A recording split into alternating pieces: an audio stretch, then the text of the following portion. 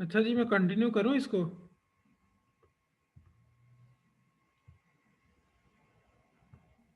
बिल्कुल। Okay. Okay, यहाँ पे हम लोग को क्या हो रहा था, यूज इफेक्ट। अब ये प्रॉपरली इसके अंदर यहाँ पे अगर तुम लोग जाओ, मैं इसको एक दफ़ा फिर रीलोड करके दिखा देता हूँ। तो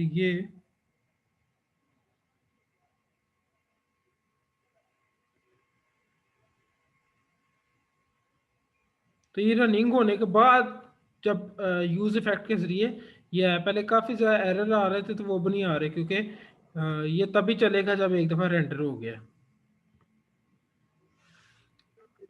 जी ठीक हो गया। अगर हम ब्रैकेट डाल के यहाँ ठीक पे है। लिख लेते ना यूज इफेक्ट, तो फिर ये हमें रिएक्ट डॉट लगाने की ज़रूरत नहीं थी पड़नी। अब किस चीज़ का हम लोग को वार्निंग आती है, setting a timer for long period of time multiple minutes is a performance. अच्छा, ये बेसिकली ना क्या कर रहा होता है, उनके लिए मैंने ऑलरेडी बताया कि वो क्या कर रहा होता है, डेटाबेस की चेंजेस को ट्रेस करने की कोशिश कर रहा होता है, ट्रैक करने की कोशिश कर रहा होता है।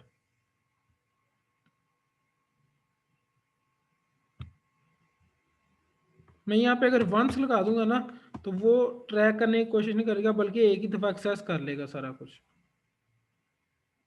ये डाटा आ गया। तो अब ये डेटाबेस में पीछे कुछ भी चेंजिंग हो रही है, जब तक ये रिफ्रेश नहीं होगा तो वो चेंजिंग यहाँ पे अपडेट नहीं होगी। समझ आ गई है ओन और वंस में क्या फ़र्क है? जी लग गई समझ। ठीक हो गया। इसमें हम उसकी वैल्यू को ले रहे होते हैं, ठीक है। वैल्यू को लेंगे डाटा स्नैपशॉट, और यहाँ पे फिर भी मसला आ रहा है, पता नहीं क्यों आ रहा है। अच्छा, इसको हम बाद में देख लेंगे। अच्छा, ओन हो गया, और उसके बाद ओन के अंदर डिफरेंट इवेंट्स हो सकते हैं, जैसे वैल्यू है, ठीक है।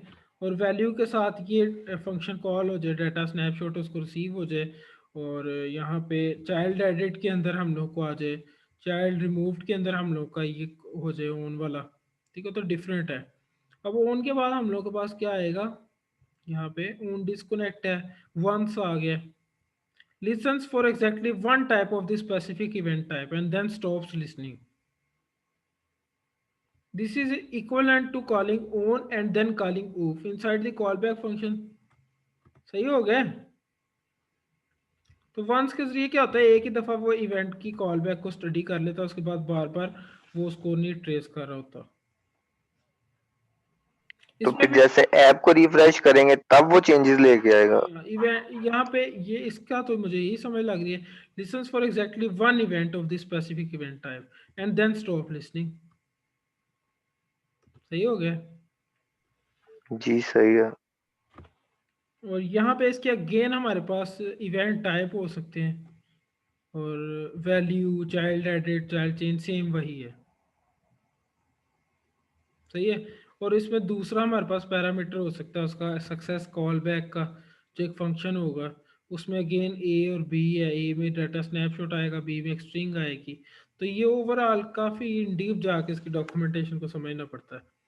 ऑर्डर बाय चाइल्ड है ये, अगेन ये सारे ना मेथड देखो, अगर तुम लोग क्यूरी से वो इनहेरिट हुए हैं, तो ये बेसिकली हम क्यूरी बना रहे होते हैं, ऑर्डर बाय चाइल्ड। और ये सारे इनको अगेन तुम लोग एग्जांपल्स को देखते हो, देख लेना कि ऑर्डर बाय ये सारी चीज़ें क्या क्या है।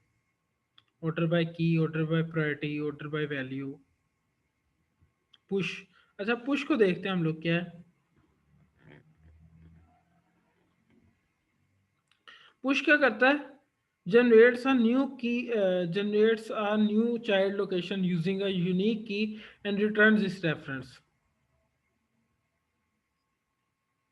पुश के साथ वो क्या करेगा, एक नई चाइल्ड बनाता है, नया डाटा। हम्म। एक नई चाइल्ड बनाएगा यहाँ पे। अब अगर हम यूजर्स के रेफरेंस में पुश करेंगे ना, तो यहाँ पे 0 और 1 के बाद एक नई बनाएगा की, वो की रैंडमली खुद ही बनाएगा।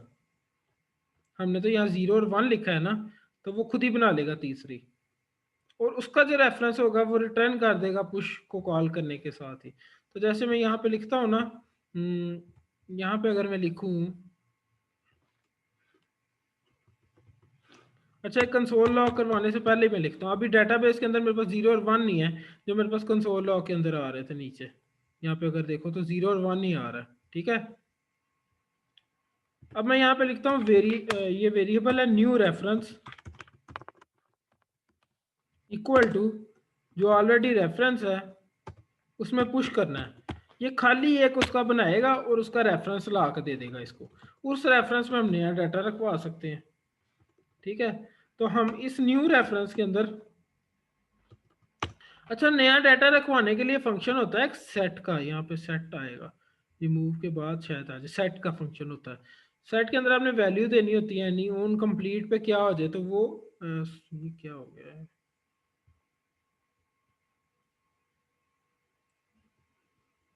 अच्छा मैं उसके अंदर आ गया, एक सेकंड।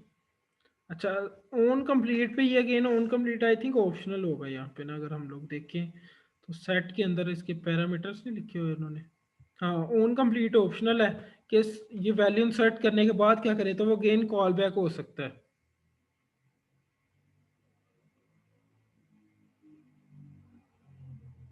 जी जी ठीक है। ठीक है, और कॉल बैक अगेन एक पैरामीटर रिसीव कर रहा होगा जो कि ए उसने नाम दिया है, ये तब चलेगा, इसकी वैल्यू तब कुछ होगी जो कि एरर होगी जब वो कुछ नहीं सक्सेसफुल हुआ। अगर वो सक्सेसफुल हो गया है तो वो नल होगा सिंपली। मैं भी सेट करके दिखाता हूँ, अब ये न्यू रेफरेंस के अंदर हमने सेट करना है। ठीक है, और सेट के अंदर हमने एक ऑब्जेक्ट भेजना है उसको, सेट के अंदर हमने एक ऑब्जेक्ट भेजना है ना उसको, पूरे का जी पूरा जी। जिसमें यू आई डी और यू नेम होगा। अच्छा, अच्छा जी, उसके अलावा मैं यहाँ पे अगर बताऊँ, मैं क्या आईडी तो वो खुद नहीं सेट करेगा। क्या, नहीं वो आईडी यू वो आई डी खुद नहीं देखो, सेट मैंने करेगा। यू आई डी रखते वक्त कहा था कि ये वो आईडी नहीं है, ये इस रेफरेंस को वो आईडी काउंट कर सकता है, ये वो आईडी नहीं है ना, आईडी यू आई डी हमारा बनाया हुआ एक नेम है। जी जी ठीक है ठीक है। ठीक है, तो यू आई डी पे मान लो हम लोग रख देते हैं 15, तो हमने पुलिस का रख लिया, उसके बाद हमें क्या रखना चाहिए। अच्छा उसके अलावा ईदी और पुलिस भी हो गया, उसके अलावा कुछ भी बता दो। पीटीआई रख दो यार। पीटीआई का क्या, चलो 101। कुछ भी रखना है ना। ठीक है, और उसके अलावा इसका यू नेम क्या होगा, पीटीआई। अब यहाँ पे उसके बाद ये कॉल होगा, कंसोल लॉग होगा, तो पता नहीं ये कंकरेंट ना चल जाए कहीं पे, चलो देखते हैं हम लोग। अच्छा सेट में एक तो हमने ऑब्जेक्ट भेज दिया डाटा का, ठीक है, तो यहाँ पे दूसरे नंबर पे हम भेज सकते हैं जो ऑप्शनल है हमारे पास, क्या, ऑन कंप्लीट, लेकिन अभी हम चलो इसको नहीं करते। अगेन ऑन कंप्लीट रिसीव करेगा, ऐसे ऐसे हम लोग भेज सकते हैं एक पूरा फंक्शन जो रिसीव करता है ए को या किसी भी नाम को, ये चले, ये ऑन कंप्लीट हो सकता है। ठीक है, अगर तो ये सक्सेसफुल हो गया ए के अंदर नल रहेगा, अगर नहीं सक्सेसफुल होता तो ए के अंदर एरर आ जाएगा। सही होगा, ये तरीकेकार है, हम इसको नहीं करते अभी। सही हो गया, तो मैं सेव करता हूँ और यहाँ पे डिवाइस के अंदर फिनिश बिल्डिंग, और यहाँ पे देखो, यहाँ पे अब इसने डेटाबेस के अंदर इंसर्ट कर दिया एक तीसरी की, उसके अंदर यू आई डी 1011 और you name P T I. अब मैं जाता हूँ किसके अंदर, अपने क्रोम के अंदर, यहाँ पे मैं देखता हूँ, यहाँ पे भी देखो एक तीसरा आ गया। सही है, जी ठीक हो गया। तो ये ठीक है बेसिकली ठीक। डाटा इंसर्शन है। हम लोग इसको स्ट्रक्चर्ड वे में नहीं देख रहे कि कैसे करना चाहिए हम लोग को, ये तो जस्ट हम इंसर्शन देख रहे हैं अभी।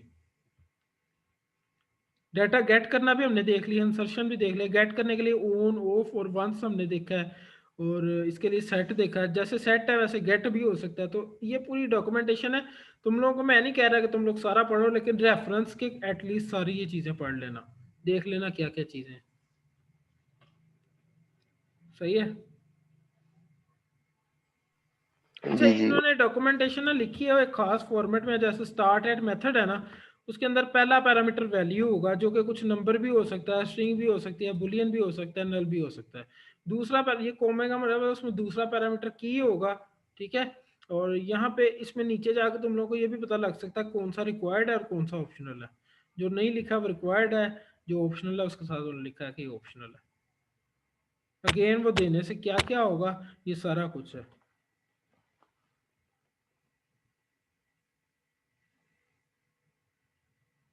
तो टू जेसन लगा देंगे ना रेफ के साथ, तो वो क्या करेगा, return a Jason serialisable representation of the object return करता है। जेसन ऑब्जेक्ट बना के उसको रिटर्न।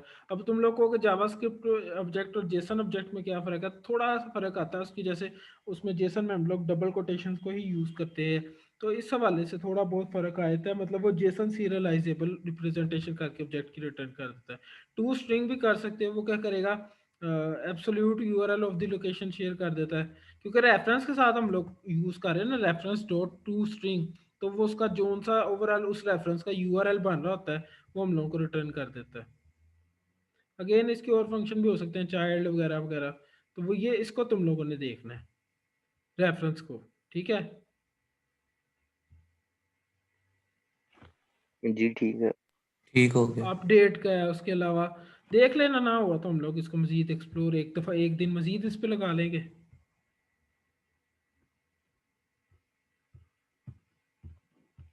सही हो गया, आज के लिए इनफ है कि और करना चाहते हो? इनफ है। सही हो गया, बोरिंग तो नहीं हुआ ज़्यादा? नहीं नहीं। क्योंकि थोड़ा सा होता है ना, बाज़ का तो हमें चीज़ों को डॉक्यूमेंटेशन करनी ही पड़ती है, मजबूरी होती है। जैसे मैं 3-4 मेथड बताया था बगैर डॉक्यूमेंटेशन के, ऑन ऑफ और वंस और ये इस तरह के, तो वो बाकी चीज़ें नहीं थी एक्सप्लोर हो पानी ना। नहीं नहीं ठीक है, ऐसे करना चाहिए समझे, बिल्कुल। क्योंकि इसमें ये प्रॉप्स हैं और इसके अलावा ये मेथड्स हैं, तो ये सारे हैं, ये हमें यूज़ करने पड़ सकते हैं। तो इस वजह से इसको, बाकियों को नहीं मैं कह रहा डाटा स्नैपशॉट को ना देखना, बेसिक कॉन्सेप्ट है कि स्नैपशॉट में हमें डाटा रिटर्न हो रहा होता है, डाटाबेस को नहीं, सिर्फ ये रेफरेंस के जो है ना, क्योंकि यहाँ ज़्यादा पाला हमारा डाटाबेस को डील करते हुए इसके साथ पढ़ने वाला है, तो इसको एक दफ़ा देख लेना कि कौन कौन से वो कर क्या रहे हैं। बेसिकली यूज़ तो हम उसका कोड वगैरह कॉपी पेस्ट मार सकते हैं या उसको देख सकते हैं, लेकिन ये देख लेना कि उनका काम क्या है, ताकि वो काम की जब हमें ज़रूरत पड़े तो हमें पता हो कि इसके लिए ऑलरेडी मेथड अवेलेबल है।